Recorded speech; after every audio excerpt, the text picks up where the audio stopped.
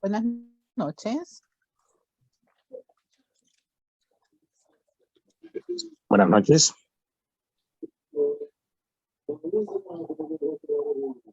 Buenas noches. Buenas noches. Bueno, vamos a ir compartiendo la presentación a donde nos habíamos quedado para ir retomando el tema que nos corresponde este día. Vamos a ver.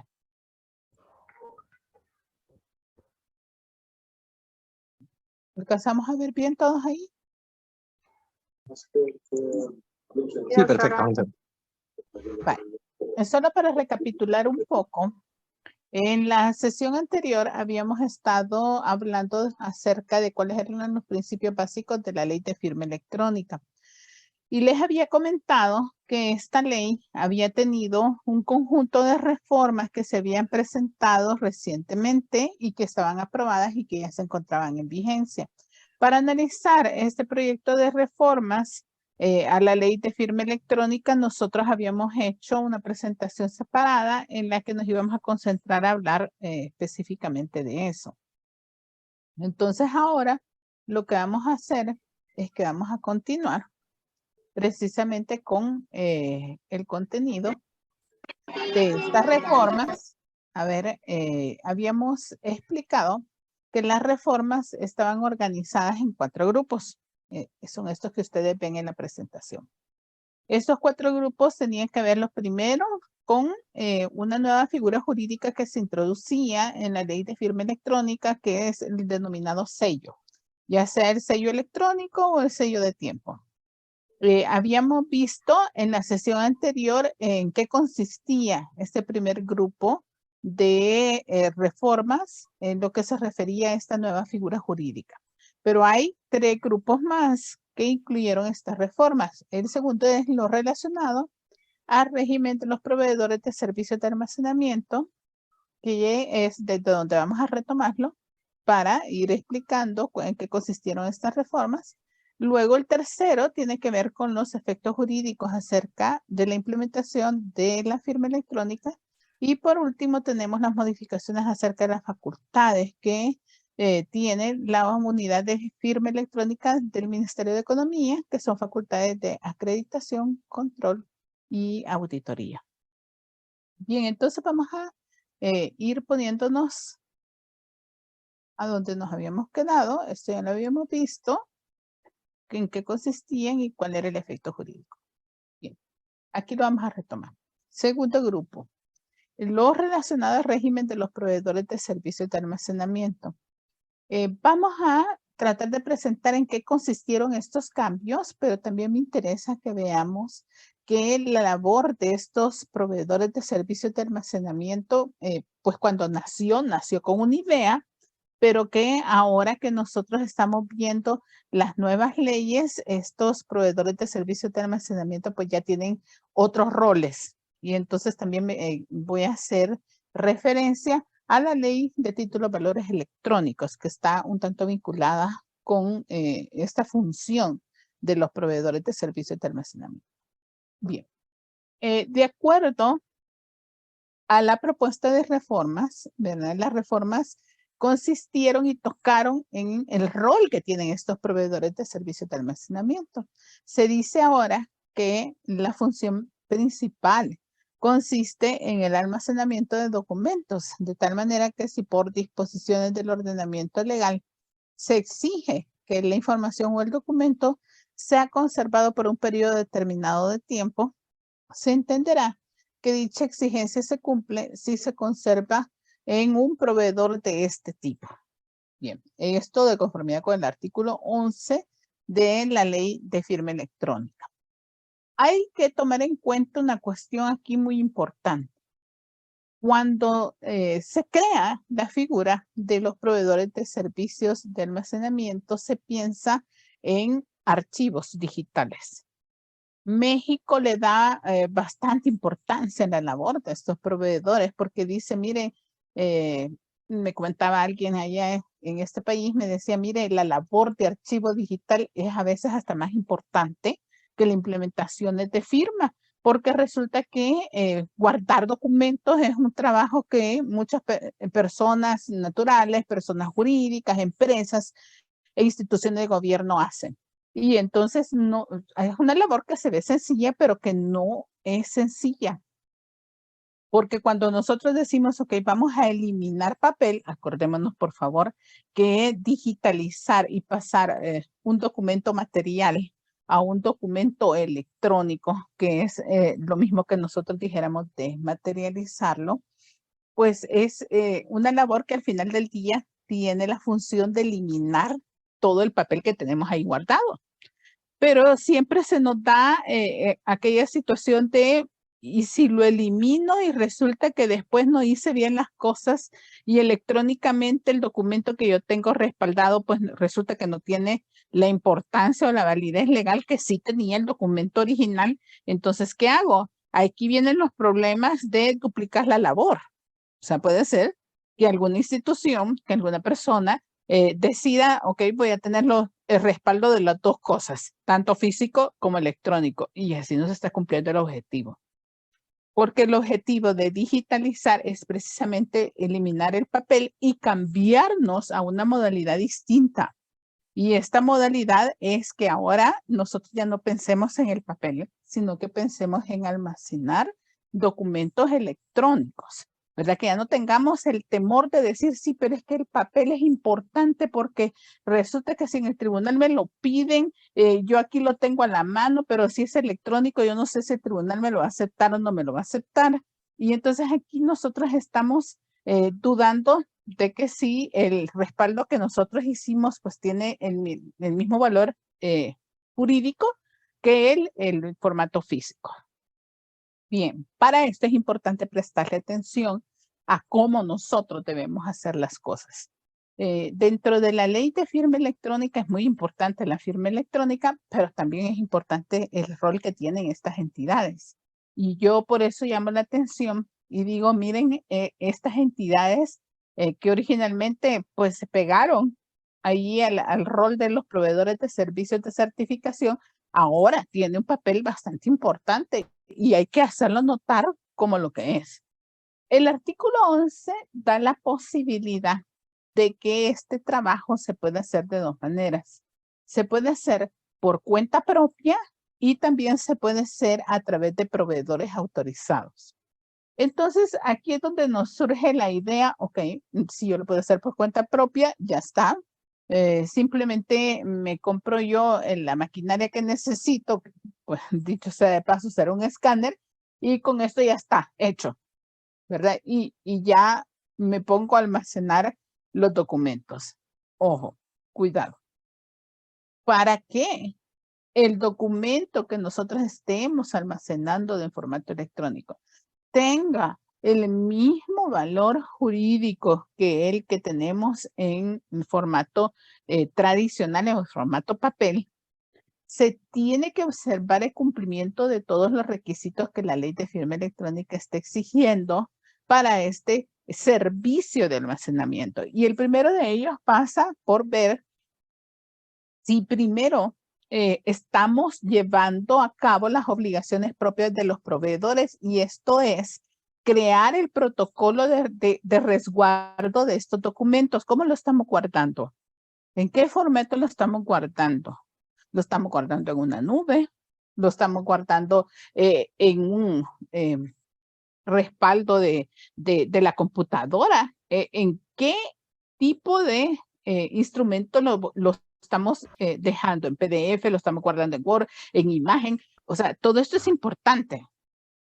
Además a esto, hay que ponernos a ver que si nosotros llevamos a cabo el cumplimiento de estos requisitos que la ley nos está pidiendo, la garantía que nos da la ley de firma electrónica es que sí vamos a poder decir que el documento que se produjo llevando a cabo todo esto, pues va a tener valor legal. De lo contrario, no.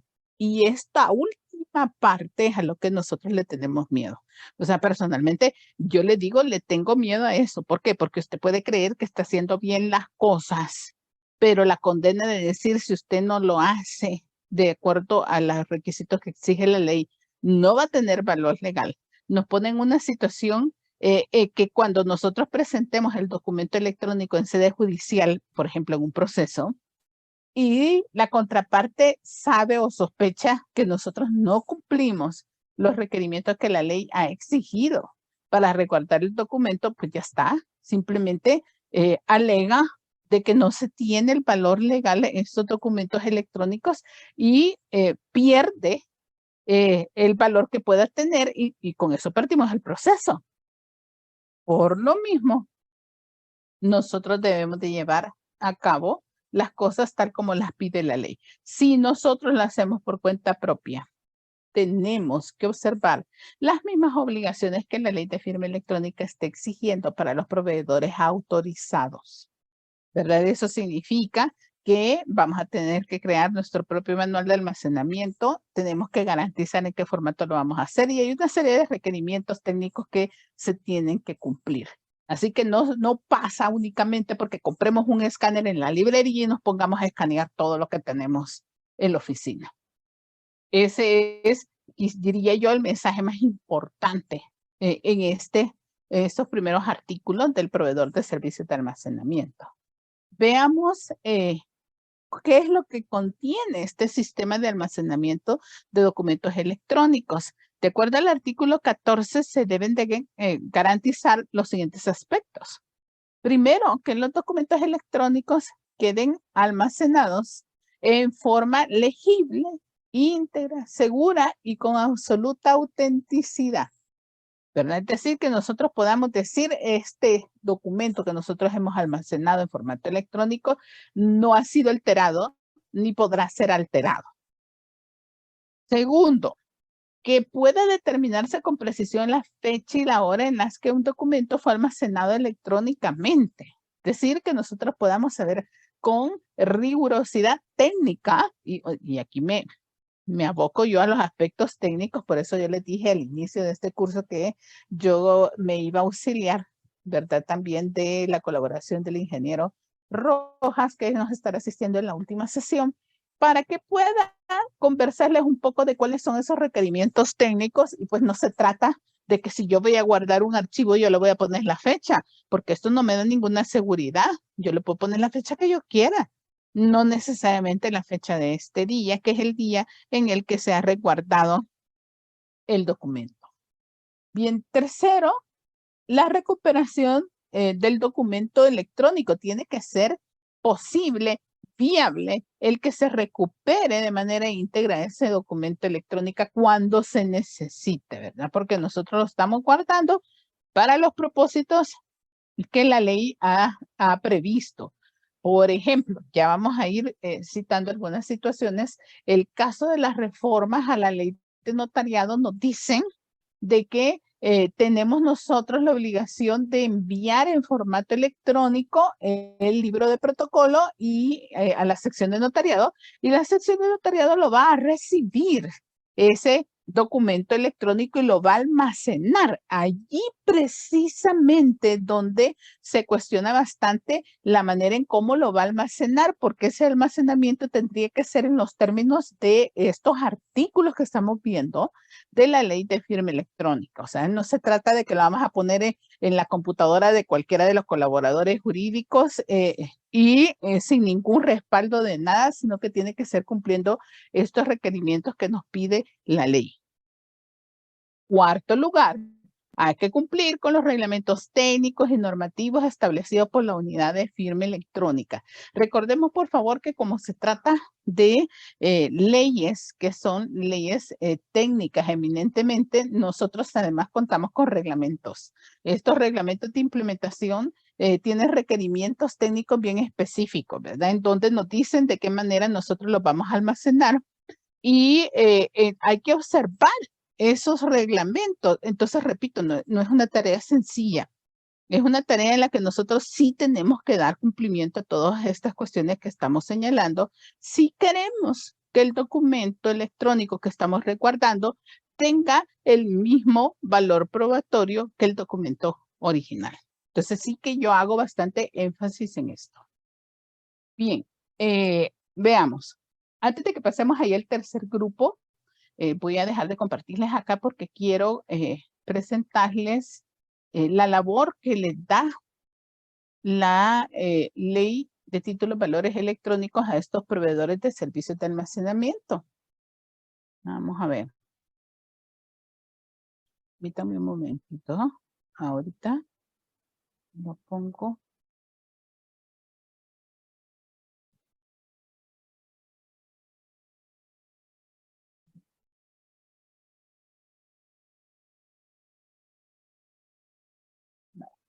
Aquí vemos bien, esta es la ley de títulos valores electrónicos.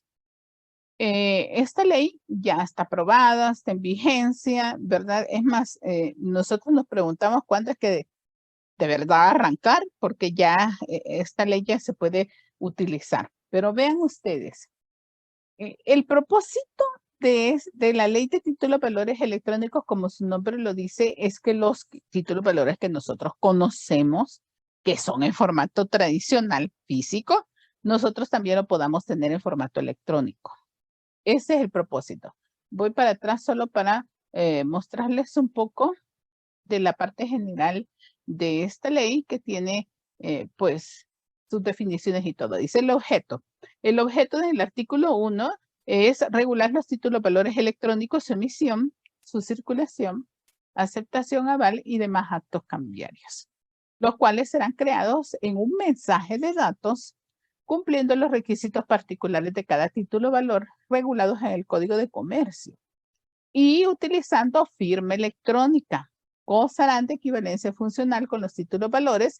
Y ojo con esto porque eso es ante la pregunta que siempre suele aparecer por ahí de que, y entonces van a tener acción ejecutiva, pues claro, acuérdense el principio de no repudiación, ¿verdad? O sea, no vamos a rechazar el instrumento solo porque está en un formato electrónico. Si el tradicional tiene estos efectos, pues el electrónico también. Esa es la conclusión a la que nosotros podemos arribar. Y producirán los mismos efectos jurídicos, por lo que no deberán exigirse requisitos adicionales a los regulados en el Código de Comercio.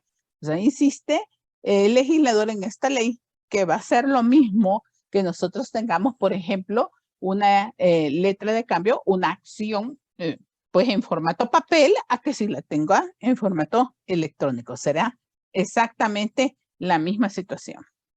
Bien, luego que nosotros ya tenemos en claro, ¿verdad? ¿Cuál es el propósito de esta ley? Me devuelvo un poco más adelante.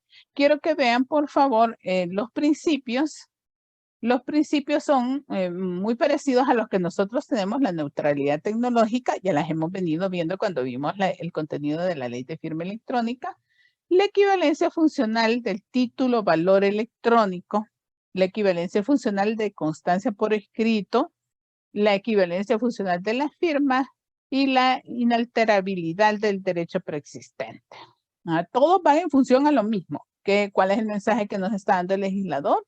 Es lo mismo un título valor en formato papel a un título valor en formato electrónico. Claro, ¿verdad? Todavía no hemos incursionado en este tema. Vaya, aquí es donde quiero que nos enfoquemos para el punto en el que estamos, porque dice el artículo 4 que los títulos valores electrónicos serán registrados por una central de registro electrónica. Eso significa que como nosotros lo tenemos solo en soporte electrónico, no en soporte papel, pues la única manera de hacer constar que los tenemos es registrándolos. Y para ese registro se crea esta entidad que es la central de registro electrónico, que debe cumplir con los requisitos regulados en el Código de Comercio para los títulos valores y que este no presuma expresamente. La omisión de tales requisitos no afectará la validez del negocio que dio origen al documento electrónico o al acto. Bien, es más, aquí de hecho, conversando con algunos colegas me decían, esto podría significar la muerte o la desaparición de los títulos valores al portador, porque nosotros recordamos que los títulos valores al portador no necesitamos registrarlos, ¿verdad? Pero ¿qué pasa con los títulos valores electrónicos que nos está imponiendo la obligación de un registro? Entonces, es la única manera de controlarlos. Entonces, si nos está imponiendo un registro, eso significaría que desaparecen los títulos valores al portador de tipo electrónico. O sea, esos no habría, porque todos tienen que tener este registro. Bien, me adelanto un poco para que veamos, y aquí me quedo con las entidades autorizadas, ¿verdad? Ya para que hagamos la conexión con lo que estamos explicando, dice el artículo 6, que las personas jurídicas, públicas o privadas autorizadas por la unidad de firma electrónica del Ministerio de Economía, de conformidad con la ley de firma electrónica, como proveedores de servicios de almacenamiento de documentos electrónicos, podrán prestar los servicios y realizar las funciones de centrales de registro electrónico. Entonces, aquellas entidades en donde nosotros vamos a inscribir esos títulos valores electrónicos serán estos mismos proveedores de servicios de almacenamiento. O sea, deben de llevar el mismo camino de autorización y el mismo camino de cumplimiento de requisitos que se está pidiendo para los proveedores de servicios de almacenamiento. Entonces aquí quiero explicar que ya el rol de estos proveedores de servicios de almacenamiento ya no va a ser como fue pensado originalmente en el marco de la ley de firma electrónica de solo archivo digital, sino que ya tiene un rol de inscripción de títulos valores electrónicos y como dijimos antes, es un requerimiento que se exige para que este título valor pueda reconocerse en la vida jurídica como un título valor electrónico. Bien, aquí más adelante pueden ver ustedes cuáles son las funciones de estas centrales de registro electrónico. Y nos dice que en primer lugar son recibir y registrar los títulos valores electrónicos y efectuar las anotaciones o marginaciones electrónicas correspondientes. Usted quiere enajenar, pues tendrá que registrarlo allí. Usted quiere grabar, en los casos en los que esto es posible, pues tendrá que registrarlo también allí. Segundo, la realización de anotaciones o marginaciones electrónicas y el registro de los valores correspondientes a las mismas que garanticen la trazabilidad de las transacciones que se realizan con los títulos valores electrónicos. El acto jurídico del endoso en todas sus modalidades se realizará a través de marginaciones electrónicas. Vayamos observando justo lo que estamos diciendo, que todo esto que nosotros conocíamos como las características de la incorporación, la literalidad, que eran propias de los títulos valores en el formato tradicional y que nosotros estuvimos estudiando en el marco del Código de Comercio, pues todo eso se traslada a una función que ahora tendrán estas centrales de registro electrónico, ¿verdad? Todo lo que nosotros quisiéramos hacer, incluyendo estos tipos de endoso, nosotros lo vamos a hacer a través de marginaciones electrónicas y se tienen que registrar en esas entidades. Tercero, el registro de la constitución de gravámenes o la transferencia de los títulos valores electrónicos que el usuario o el titular del derecho, según el caso, le comunique. Y la teneduría de los libros de registro de valores nominativos a solicitud de las entidades emisoras, ¿verdad? Entonces, sí, incluso usted necesita un registro para los títulos valores nominativos, ese registro lo va a cumplir la central de registro electrónico. Finalmente, aquí tenemos el resto de las funciones y dice que la expedición de certificados y constancias de las operaciones realizadas con los títulos valores electrónicos registrados, la inscripción de las medidas cautelares en los registros de la entidad cuando éstas recaigan sobre valores registrados y cualquier otra actividad que sea necesaria para la ejecución de las funciones antes descritas. Bien, entonces con esto nos dejen claro que en un principio cuando se creó esta figura de los proveedores de servicios de almacenamiento se hizo pensando en la labor que tienen estos en México, por ejemplo, que tienen un gran papel porque, como se los comentaba antes, significa el archivo digital y tiene muchas medidas para que este archivo digital pueda operar, pero además para que los documentos que se encuentran inscritos ahí tengan el valor jurídico que se necesita que tengan. Pero ya hablar de los proveedores de servicios de almacenamiento en el marco de esta ley de títulos de valores electrónicos es otra cosa, porque ya no es simplemente archivo, sino que ya es un registro como requisito indispensable para que nosotros podamos tener a la vista esos títulos valores electrónicos. Sin ese registro, nosotros no podríamos decir que existen los títulos valores electrónicos. Entonces es otro rol, es otra función. Si ustedes me preguntan, hasta hace poco yo siempre he estado consultando al Ministerio de Economía que si ya tenemos autorizada algún proveedor de servicios de almacenamiento, siempre me dicen que no, que todavía no, que hay varios interesados que están en trámite. En la última vez que consulté, a finales del año pasado, me dijeron que igual no tenían todavía un proveedor de servicios de almacenamiento, lo que es curioso. Y es curioso porque, si ustedes ven, son dos funciones importantes las que están aquí. El archivo digital y los títulos valores electrónicos. Entonces sería como, ¿cuándo va a ser el momento en que estas figuras van a ser boom? ¿Cómo lo han hecho ahora con la firma electrónica, verdad? Porque en el momento en que eso suceda, pues tendríamos que tener estos proveedores de servicios de almacenamiento. Bien. Dicho eso, me devuelvo otra vez al comentario que había dejado pendiente respecto de las reformas de la ley de notariado, porque de hecho yo señalaba eso, de que cuando se habla de que la Corte Suprema de Justicia a través de la sección de notariado va a resguardar estos documentos electrónicos que nosotros les vamos a estar enviando como notarios, ese resguardo no es un simple resguardo, sino que tendría que ser cumpliendo los requisitos que la ley de firma electrónica está imponiendo a estos proveedores de servicios de almacenamiento. Pero eso significaría que la Corte de una u otra manera tendría que autorizarse como un proveedor de servicios de almacenamiento para que cumpla este rol y para que estas escrituras públicas que nosotros vamos a estar mandando, esos tengan el valor legal que se necesita. Porque de lo contrario, el día de mañana nosotros nos vemos en un proceso, se presenta un documento electrónico que ha sido remitido por un notario incumpliendo estos requisitos y pues déjenme decirle que lo primero que yo le voy a señalar al señor juez es que no tiene el valor jurídico apropiado porque en el marco de la ley esa es la condena que se señala para cuando no se cumplen los requisitos que la ley exige. Bien, quisiera saber si hasta ahorita se ha comprendido lo que hemos hablado, si tienen algún comentario, alguna duda respecto a estos roles de los proveedores de servicios de almacenamiento. Doctora, sí. Buenas noches. Tengo una duda. Bueno, respecto a esto, entiendo que hay una central de registro electrónico, según la ley, y debería de haber los proveedores de servicio de almacenamiento, que son dos cosas diferentes.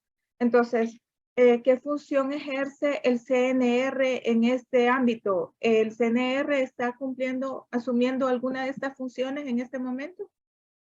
Buena pregunta. Y le explico. En realidad no deberían de ser dos entidades distintas, sino que serían los mismos proveedores de servicios de almacenamiento. Pero aquí es donde el rol que este proveedor va a tener depende de cómo se autorice por el Ministerio de Economía en la unidad de firma electrónica, ¿verdad? Por ejemplo, llegar a una empresa, quisiera autorizarse como proveedor de servicios de almacenamiento, habría que indagar y preguntar ¿para qué rol? ¿Qué quiere ser? ¿Una central de registro electrónico o quiere ser un proveedor para resguardo o archivo de documentos electrónicos? ¿Cuál es el rol que va a adoptar? ¿En el marco de la ley de firma electrónica o en el marco de la ley de títulos de valores electrónicos? Así sería, ¿verdad? Entonces es la misma entidad, cumple los mismos requisitos, lleva la misma autorización, se le exige lo mismo, pero sus roles son distintos. ¿Verdad? Si usted ve el quehacer que va a tener en el marco de uno es muy diferente al quehacer que va a tener en el marco del otro. Ahora respondo a la segunda parte de su pregunta. cuál es el rol que va a tener el CNR en todo esto. Yo anticipo que va a haber un choque respecto de las facultades que se pueden duplicar, porque si usted estuvo atenta a la lectura que estuvimos haciendo, algunas de las funciones las tiene actualmente el Centro Nacional de Registro. Por ejemplo, lo que se refiere a garantías, ¿verdad? Y nosotros tenemos por allí el registro de garantías mobiliarias.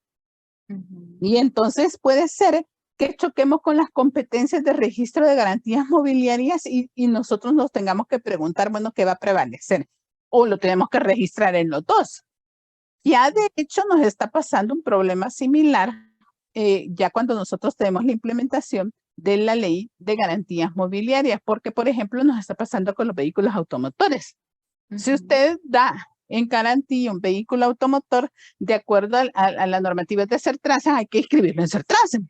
Pero además de eso, también hay que inscribirlo en el registro de garantías mobiliarias. Entonces se pregunta, ¿verdad? ¿A dónde lo llevo? ¿Lo llevo a solo uno o lo llevo a los dos? Y entonces han sido los tribunales los que han terminado resolviendo al final del día y ellos pues son súper protectores. Lo que le dicen es, llévelo a los dos lugares.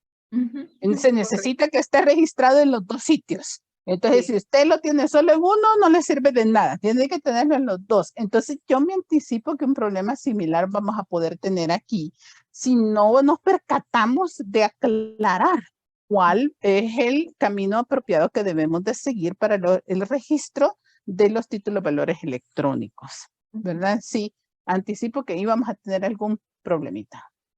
Sí, muchas gracias, doctora. Sí, a la orden. A ver, Mónica, usted nos dejó un mensaje también y nos decía que en el caso de un documento que fuera firmado por dos personas, ¿cómo se determinaría el documento original? ¿Qué fecha y hora generaría el documento como original? ¿Verdad? Hacemos el comentario. Lo que pasa es que esta distinción entre documento original y copia que nosotros hacemos hoy en día es una distinción completamente válida, pero para el formato papel. En el formato papel nosotros sí distinguimos el original de la copia, ¿se fijan? Si yo tengo en mi mano una hoja de protocolo, entonces puedo decir, ok, este es el original porque es la hoja de protocolo. Y si yo saco una copia, pues esa es la copia de este original, ¿cierto? El problema que se da con el documento electrónico es que no vamos a tener originales ni copias, sino que es simplemente documento electrónico. Esto desde ya, y yo creo que Mónica también nos anticipó la antesala de algo que quiero señalar, esto nos va a meter en problemas con estas reformas de la ley de notariado. ¿Por qué? Porque vean esto. El libro de protocolo es la hoja de protocolo como tal que yo compré y ahí coloco la escritura matriz, ¿cierto? Todos nosotros que hemos cursado Derecho Notarial toda la vida nos han dicho el libro de protocolo no es prueba, ¿cierto? No es el libro de protocolo, sino que nos dicen el testimonio es el que es prueba. ¿Y qué es el testimonio? Pues es la copia que nosotros sacamos de la escritura matriz. O sea que nosotros sacamos una fotocopia de la escritura matriz, le ponemos el pasante 1000, lo sellamos, lo firmamos y ahí tenemos el testimonio, ¿cierto? Bye. Cuando nosotros vamos a presentar y el libro de protocolo a la Corte Suprema de Justicia porque está vencido, ¿qué es lo que presentamos? Presentamos dos documentos. No me van a dejar mentir los que son notarios. Llevamos el libro de protocolo por un lado con todas las hojas en las que nosotros hemos colocado las escrituras matrices, pero por el otro llevamos un libro formado con los testimonios que nosotros hemos extendido a que van dirigidos a la sección del notariado de la Corte Suprema de Justicia. Y esas son las copias. Entonces, es correcto que ustedes hagan la distinción entre el original y la copia en esta relación jurídica. ¿Se va entendiendo? Pero cuando me imponen las reformas, ok, usted me va a hacer llegar a la sección del notariado de la Corte Suprema de Justicia en formato electrónico, en documento electrónico, el libro de protocolo que usted tiene. Entonces nos queda una gran interrogante. ¿Qué me están pidiendo? Espérenme. ¿Qué debo demandar? El libro de protocolo, que es la escritura matriz, esa es la que tengo que escanear y mandársela. o lo que me está pidiendo es el libro de testimonios, que es el otro libro que nosotros originalmente entregábamos a la sección de notariado. Ese es el que tengo que escanear y mandarlo. ¿Cuál de los dos es al que se está refiriendo? Si nosotros siguiéramos la teoría tradicional y seguimos bajo el principio de que hay equivalencia funcional y que es lo mismo el formato tradicional que el formato electrónico, diríamos, no, pues no es el libro de protocolo el que usted tiene que mandar, porque habíamos dicho que el libro de protocolo no hace pruebas, ¿cierto? Sino que lo que usted tiene que mandar tendría que ser los testimonios que se obtengan de ese libro de protocolo. Y eso es lo que nosotros mandaríamos. Aquí estamos elucubrando. Yo les digo, a mí me parece que esa debería ser la solución lógica. Pero si ustedes ya advirtieron que desde el módulo pasado yo les anticipé las reformas a la ley de notariado, nada de esto ha quedado claro. Entonces nosotros seguimos con ese interrogante. La Corte Suprema de Justicia sí nos sigue diciendo, estamos trabajando en un reglamento para que termine de aclarar estas cosas. Yo siempre me sigo preguntando, estas cosas no deberían de estar en un reglamento. Estas cosas son parte de las reformas de la ley. O sea, debe de estar en una ley secundaria, no en un reglamento. Pero bueno, ojalá que nos terminen aclarando qué es lo que tenemos que hacer y cómo lo debemos hacer. Porque aquí viene la otra pregunta, el cómo. ¿Verdad? Ya sí nos aclaran, ok, no es el libro de protocolo lo que usted va a mandar, es el libro de testimonios dirigidos a la sección de notariado lo que usted va a mandar. Pues, por ejemplo, viene la siguiente pregunta, ¿tengo que mandarlos todos los que conforman el libro de protocolo o lo voy mandando de uno en uno? Hablando con un ingeniero, nada menos el día de ayer me decía, si usted manda todos los que conforman el libro de protocolo y después la Corte pretende sacar de ese gran documento una partecita, porque su idea es que de allí vas a extender un testimonio en formato electrónico, pues ahí está rompiendo la cadena de seguridad y está perdiendo valor la firma electrónica, me dice. Ojo con esto. Y eso que no son mis palabras, son las palabras de una persona técnica en este campo. Entonces habría que pensar que quizás no va a ser todo el conjunto, sino que sería uno por uno de los documentos, ¿cierto?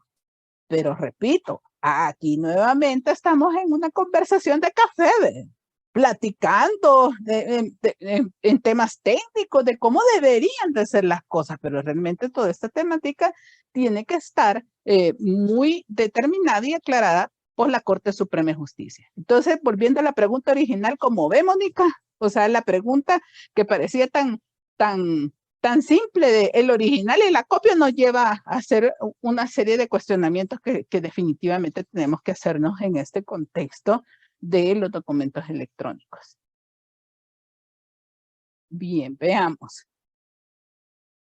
¿Alguna otra pregunta que ustedes tengan o comentario en relación al tema que hemos hablado del rol de los proveedores de servicios de almacenamiento? Nos queda claro que estas entidades, pues ahora, como se lo dije al principio era como que el patito feo, pero ahora ya vemos que su rol va agarrando otro matiz, otra importancia que originalmente no fue prevista en la ley de firma electrónica.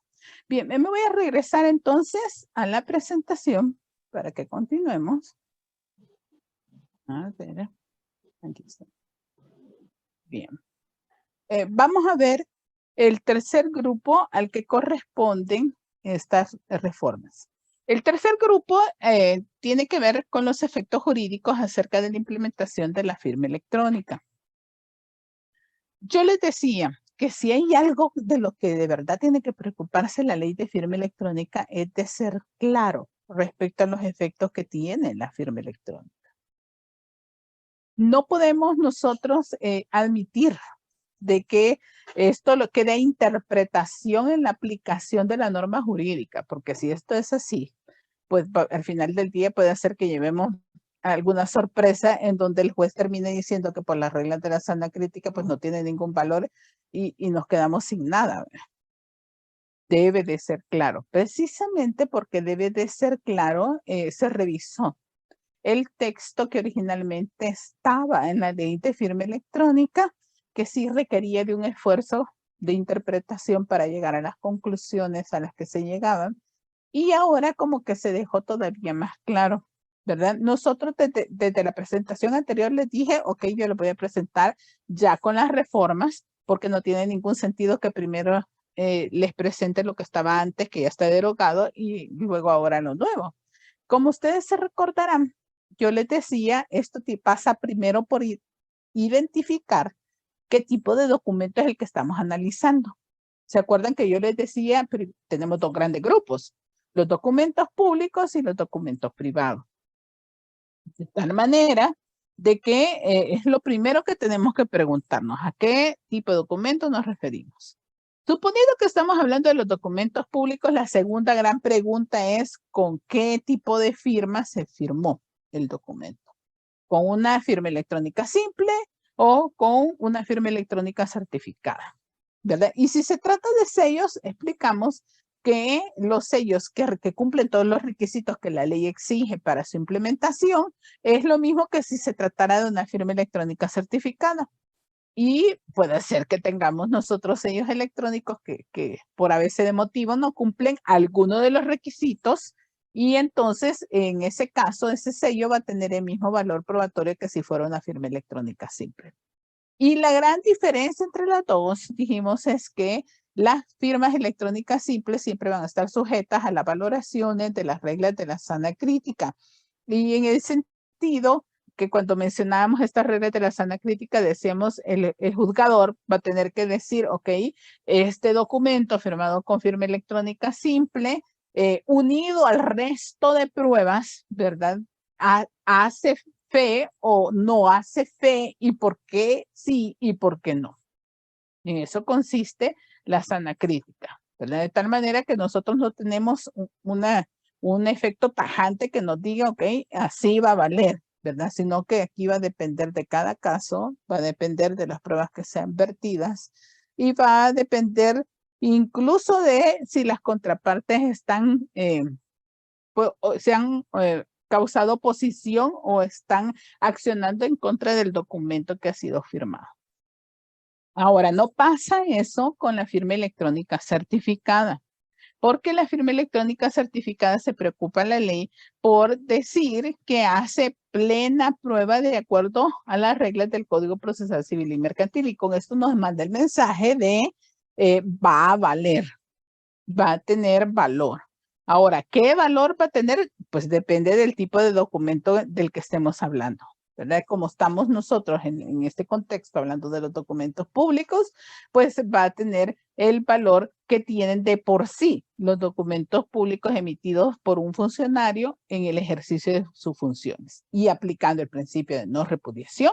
Entonces, no por el hecho de que está en un formato electrónico, nosotros lo vamos a desestimar, sino que lo vamos a tratar igualito que si lo tuviéramos en un formato papel. Ahí tenemos el primer gran grupo de los documentos públicos. Y ya nos deja mucho más claro estas reformas cuál es el valor probatorio que tienen.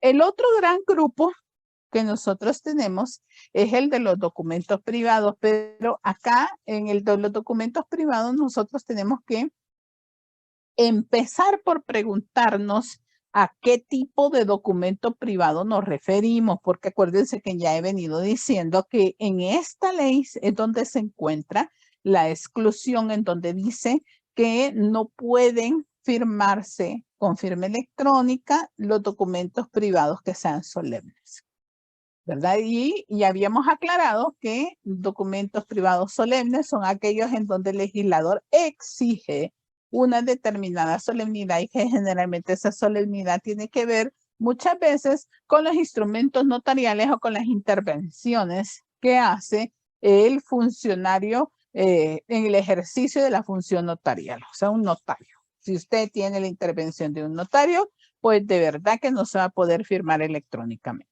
Yo les decía que aquí es donde nace, aquí es donde debe de nacer el notariado electrónico, el verdadero notariado electrónico. Porque si esto ha sido confiado al notario, entonces el notario podría decir, ok, yo como notario tengo una firma electrónica que me permite actuar como notario y entonces puedo dar fe pública de ese documento. Actualmente en El Salvador esa ley no existe, ¿verdad? Y yo de verdad digo, siempre lo menciono, deberíamos de apurarnos para que exista, porque la condena de que no exista es que poco a poco se puede ir perdiendo el interés en el notariado electrónico y al final del día, aquellos actos en donde se exige que esté el notario, pues terminen quitándole esas solemnidades y pues ya se pueda hacer con firmas electrónicas. Creo que les comenté en la sesión, las sesiones anteriores cuando estábamos hablando del comercio electrónico, que recientemente me sorprendió saber que allá en Argentina ya se puede firmar con firma electrónica cualquier documento. Ya esta excepción no existe.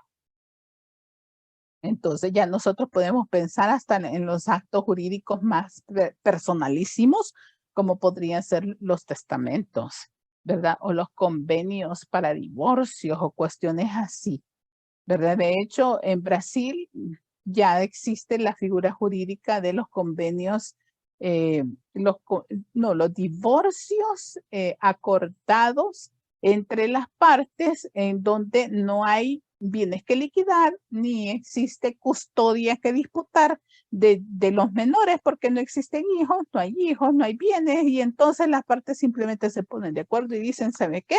Pensamos que nos iba a ir bien, pero no nos fue bien y entonces hasta aquí llegamos y cada quien por su lado. Bien, Lisbeth. Sí, doctora, una pregunta. Diga. Bueno, ya que acá en El Salvador no contamos con proveedores de servicios de almacenamiento, ¿es posible que una persona natural o jurídica pueda inscribir su firma electrónica en otro país fuera de acá? ¿Sería válido o no?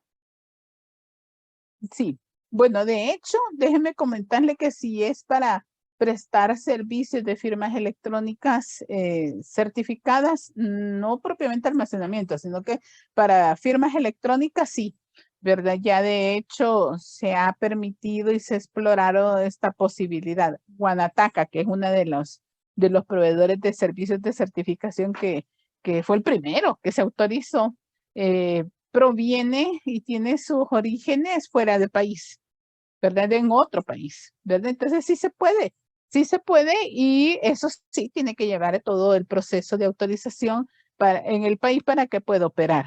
Ahora, siguiendo la misma línea, pensaría que un proveedor de servicios de almacenamiento sería igual. Pero aquí sí vamos a entrar en una discusión respecto de un punto y eso porque ya lo he escuchado. Cuando el proveedor está fuera del país, es muy probable que el almacenamiento de los documentos quede en una nube, ¿verdad? Y eso no está mal. O sea, nosotros no deberíamos de tenerle temor a la nube porque de hecho la nube tiene muchos beneficios, ¿verdad? Técnicamente hablando.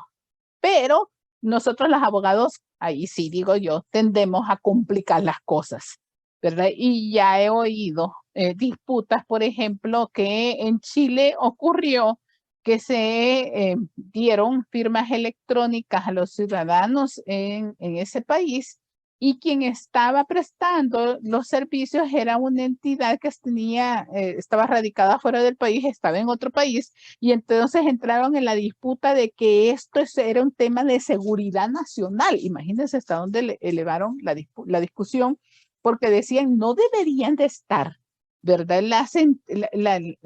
La identidad digital de una persona chilena fuera del país de Chile.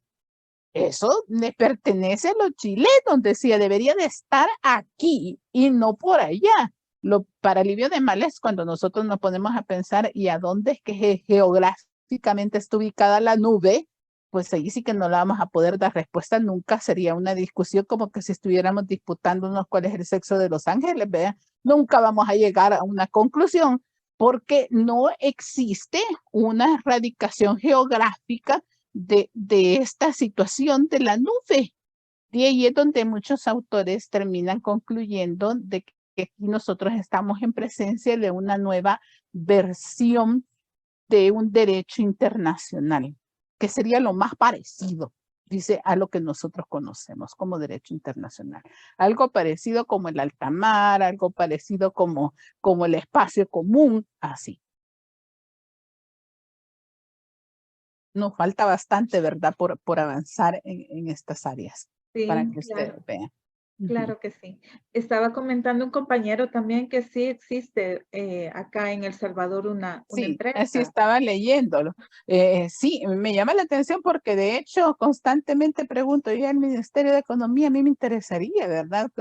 Conversar un poco con personas que tengan, presten estos servicios de almacenamiento, porque solo eso, ser autorizados como proveedores de servicios de almacenamiento, no de firma, ¿verdad? Porque puede ser que los proveedores de servicios de certificación dentro de sus servicios que dan, sí dan servicios de almacenamiento, pero de los documentos que han sido firmados con las firmas que ellos ofrecen.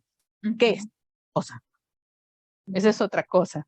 Los proveedores de servicios de almacenamiento como tal en el marco de estas leyes, ¿verdad? Por eso explicaba cuál es el rol que tienen en una y cuál es el rol que tienen en otra. Y me parece que estos así son los que todavía no estaban autorizados. Pero de todas maneras me comprometo que voy a preguntar cuál es la información más reciente para ver si ya tenemos nosotros a alguno de ellos autorizados. Bien, vamos a continuar. Les decía que si ya nosotros estamos seguros de que se tratan de documentos privados no solemnes, entonces nuevamente tenemos que preguntarnos con qué tipo de firma se firmó, si es simple o si es certificada, para llegar a la conclusión de cuál es el valor probatorio que esta firma electrónica va a tener. Ya decíamos que al igual que en el esquema anterior, si se trata de una firma electrónica simple, va a valer lo mismo o de conformidad a las reglas de la sana crítica, y eso implica una valoración del juzgador en sede administrativa, en sede arbitral, en sede judicial, pero implica un ejercicio de valoración del juzgador. Y si para aquellos que estamos aquí en el curso que son operadores judiciales, eso implica un trabajo que hay que hacer. O sea, ya no se vale como les comentaba antes, que decíamos que en mis entrañas no me merece fe. Pues eso ya no tiene ningún sentido, ¿verdad? O sea, explíqueme por qué no le merece fe, por qué lo está rechazando. Y de la misma manera, explíqueme por qué le está dando un valor, por qué confía en él. Entonces, tiene que estar justificado. Probablemente esto termine siendo vinculado con las características técnicas que tenga la firma electrónica y que hayan sido disputadas en el marco del proceso, ¿verdad? Es decir, cómo se generó la firma, ¿verdad? ¿Se está contravirtiendo, se está impugnando o simplemente fue aceptada sin más ni más? Entonces, esos son los aspectos que nosotros tenemos que considerar. Bien, en el caso de las certificadas, pues ya dijimos que aquí sí la ley se decanta por reconocer que va a tener el valor de un documento privado fehaciente y que va a ser plena prueba de acuerdo a las reglas del Código Procesal Civil y Mercantil. Bien, continuando, tenemos el cuarto grupo de reformas a la ley de firma electrónica que tiene que ver con las modificaciones acerca de las facultades de acreditación, control y auditoría de la firma electrónica.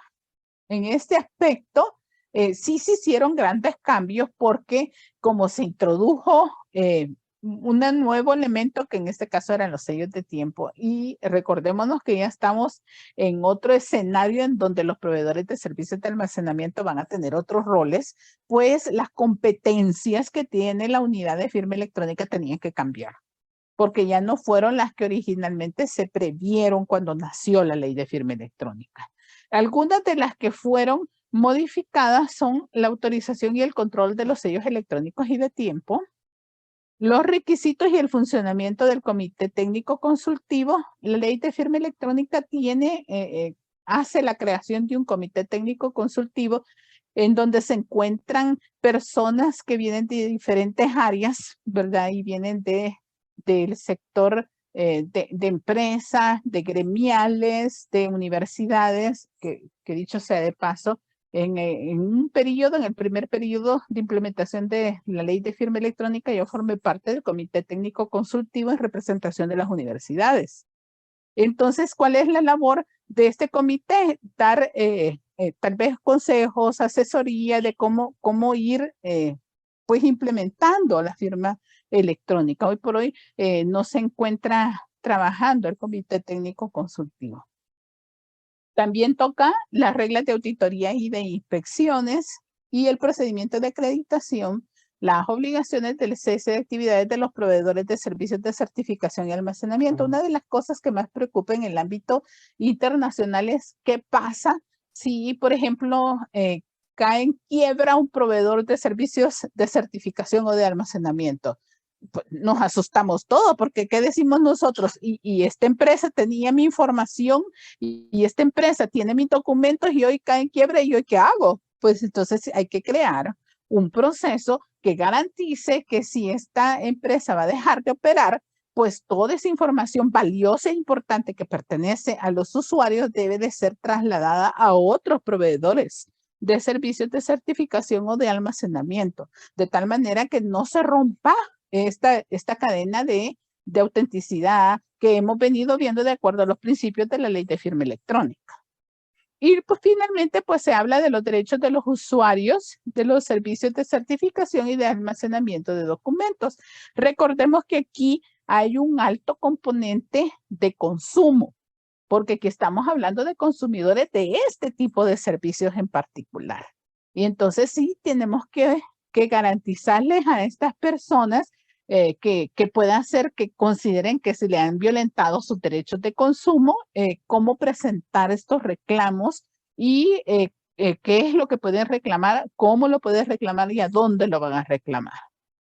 Esto también pues se enfoca estas nuevas reformas e incluir. Bien, allí terminamos esta presentación. Creo que salimos justito con el tiempo, ¿verdad?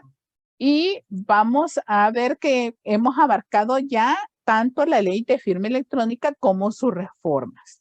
Para la siguiente sesión vamos a estar viendo ya para qué nos sirve todo esto y la idea de cómo desarrollar un buen gobierno electrónico, que es algo también importante, ¿verdad? Uno de los usos principales que tiene la firma electrónica, pues es desarrollar un gobierno electrónico. Y se dice bien fácil, pero la verdad que tiene muchas aristas. Solo como corolario para terminar el día, les comento que ya habrán visto ustedes entre las noticias que este día se aprobó la ley de activos digitales. Entonces es otra ley que se suma a estas leyes de tecnología. ¿Se dan cuenta ustedes que esto no va para atrás, esto va para adelante? Así que de activos digitales, ¿verdad? Así que voy a tratar de conseguírselas. Si las puedo conseguir el texto, yo con gusto se los comparto. Bien, para que ustedes estén al día de todo lo que está pasando. La ley de activos digitales, por cierto, utiliza firmas electrónicas. Así que el tema que estamos viendo se vuelve importante también. Bien, nos vamos a quedar por acá. Muchas gracias por su atención. Nos estamos viendo para la próxima sesión. Gracias, doctora. Gracias, doctora. Buenas noches. Buenas noches. Gracias. Gracias, doctora. A la orden, buenas noches.